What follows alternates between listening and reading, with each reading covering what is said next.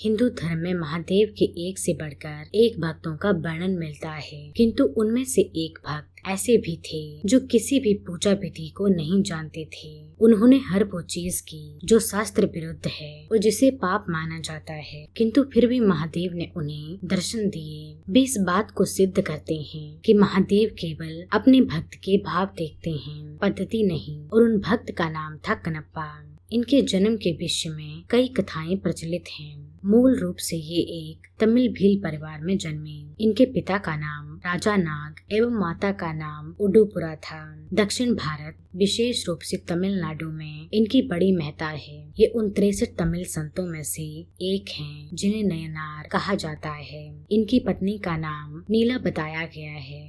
ये एक ब्याध थे जो शिकार कर अपना पालन पोषण करती थी। इनके जन्म के विषय में मान्यता है कि द्वापर युग में जब महादेव ने पांडु पुत्र अर्जुन की परीक्षा लेकर उन्हें पशुपति अस्त्र प्रदान किया, तब अर्जुन ने उनसे प्रार्थना की कि वे अगले जन्म में उनके महान भक्त बनना चाहते हैं। भगवान शंकर ने उन्हें ये आशीर्वाद दे दिया। कलयुग में अर्जुन ही कनप्पा के रूप में जन्मे और महादेव के अनन्य भक्त बने।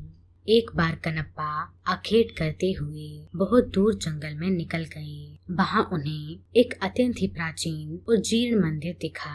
जब वे उस मंदिर के अंदर पहुँचे तो उन्हें एक दिव्य शिवलिंग के दर्शन हुए। उनके दर्शनों से ही कनप्पा के मन में शिव भक्ति का संचार हो गया। उनके मन में उस शिवलिंग की पूजा करने का विचार आया, पर उन्हें शिव पूजा के बारे में कुछ पता नहीं था। तब उन्होंने सोचा कि महादेव को कुछ खाने और पीने को ही दे दिया जाए। ये सोचकर वे जंगल गए और एक शूकर का शिकार किया। उसे काट कर वे उसका मांस एक पत्तल में लेकर चले। दूसरे हाथ में उन्होंने एक पात्र में मधुमक्खियों के छत्ते से कुछ मधु इकट्ठा कर लिया। पर जब जल के लिए कोई और उपाय न दिखा तो उन्होंने अपने मुंह में ही जल भर लिया। वे वो सामान लेकर मंदिर आए तो देखा कि शिवलिंग पर कुछ सूखे पत्ते टूटकर गिर गए हैं।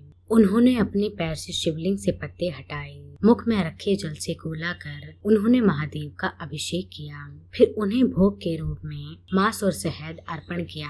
हालांकि उनका ये कृत्य उचित नहीं था और वो सारी वस्तुएं भी पूजा के लिए निषेध थी, लेकिन उनका मन पवित्र था। उन्होंने जो कुछ भी किया वो पूर्ण भक्ति भाव से किया और महादेव को तो केवल उसी भाव का मोह था। उन्होंने प्रसन्न मन से प्रसाद स्वीकार कर लिया। अब तो ये कनप्पा का प्रतिदिन का कार्य हो गया। वो प्रतिदिन उसी प्रकार पैरों से पत्ते साफ कर मुंह के कुल्ले से शिवलिंग का अभिषेक कर उन्हें मांस और शहद अर्पण करने लगा। जंगल में एकांत में स्थित उस मंदिर में महादेव की पूजा करने एक पुजारी भी आते थे जो बहुत बड़े शिव भक्त थे। कनप्पा के पूजा करने के बाद अगले दिन जब वे आए तो देखा कि पूरे मंदिर में यहाँ वहाँ मांस के टुकड़े पड़े हैं। वे बड़े दुखी हुए और तत्काल मंदिर को जल से धोकर पूजा की और स्वच्छ पुष्प चढ़ाए, किंतु अब प्रतिदिन उन्हें मंदिर में मांस मिलने लगा।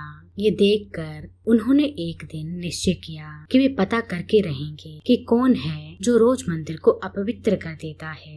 यही सोचकर वो रात को वहाँ रुक गए। प्रतिदिन की भांति कनप्पा वहाँ आई और उन्होंने पैरों से पुजारी द्वारा शिवलिंग पर चढ़े पुष्प हटाए, कुल्ले से उनका अभिषेक किया और फिर शिवलिंग पर मांस और मधु चढ़ाया। पुजारी मंदिर के कोने से छिपकर ये सब देख रहे थे। उन्हें ये देखकर बड़ा क्रोध आ रहा था। वे ये तो समझ गए कि कनप्पा ऐसा केवल भक्ति के कारण कर रहे थे, किंतु फिर भी उन्हें उसका ये कार्य बड़ा घृणित लगा।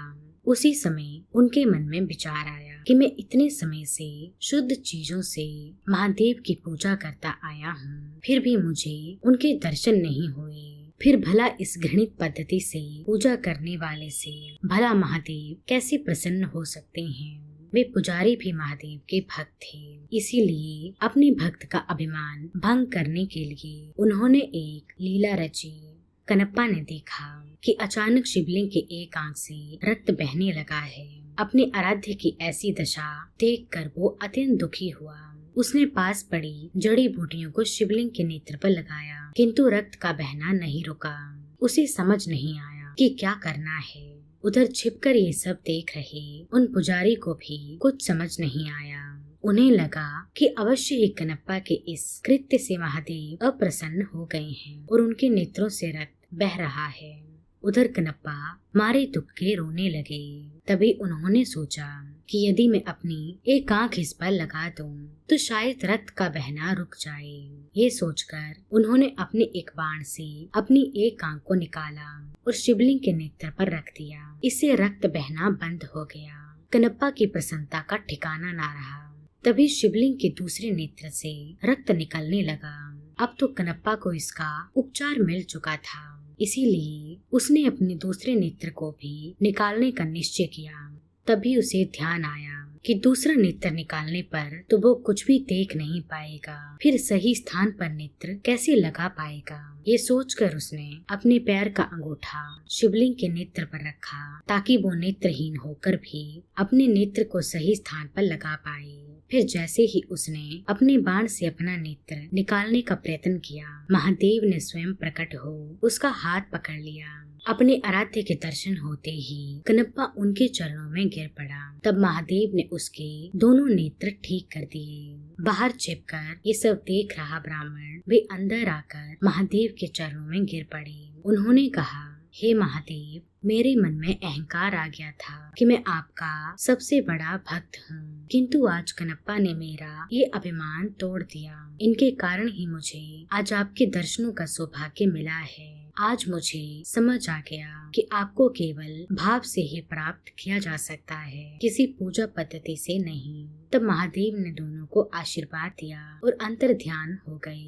वर्तमान में आंध्र प्रदेश के तिरुपति जिले के कालहस्ती नामक जगह पर महादेव का वही शिवलिंग श्री कालहस्ती महादेव के नाम से स्थापित है। मान्यता है कि भक्त राज कनप्पा ने इन्हीं शिवलिंग पर अपने नेत्र अर्पण किए थे।